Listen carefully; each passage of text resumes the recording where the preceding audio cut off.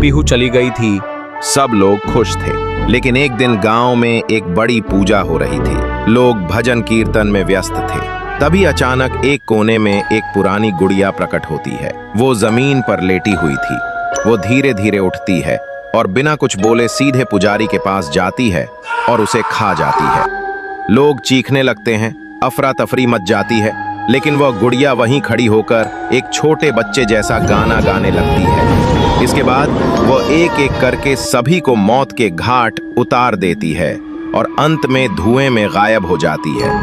अगले दिन गांव के लोग एकजुट होकर चौपाल पर इकट्ठा होते हैं और जोर जोर से चिल्लाते हैं, वो आ गई, वो गुड़िया फिर से आ गई है, भगवान हमें बचाओ।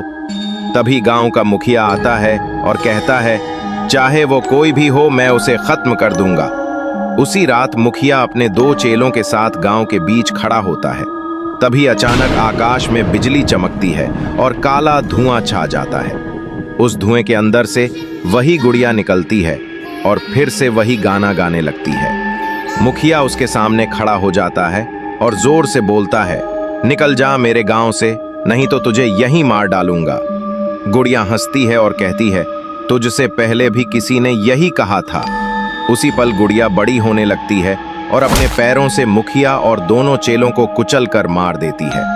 सुबह जमीन पर केवल खून के धब्बे रह जाते हैं, लाशें जैसे हवा हो गई हों। लोग समझ जाते हैं कि यह कोई साधारण गुड़िया नहीं है, इसमें कोई अलग शक्ति है। तभी गांव की एक वृद्धा कहती है, इसे केवल पीहू ही मार सकती है। सभी लोग उस जगह जाते हैं जहां पीहू की मिट्टी दफनाई गई थी। सभी जोर जोर से चिल्लाते हैं, भूखी देवी वापस आइए, हमें बचाइए। तभी जमीन से एक आवाज आती है और मिट्टी से एक रूप उभरने लगता है। वह पीहू होती है। लोग जोर से कहते हैं, हमें बचाओ पीहू। फिर रात होती है। वही गुड़िया फिर से वही गाना गाते हुए आती है, लेकिन इस बार पीहू उसके सामने प्रकट हो जाती है। गुड़िया रुक जाती है।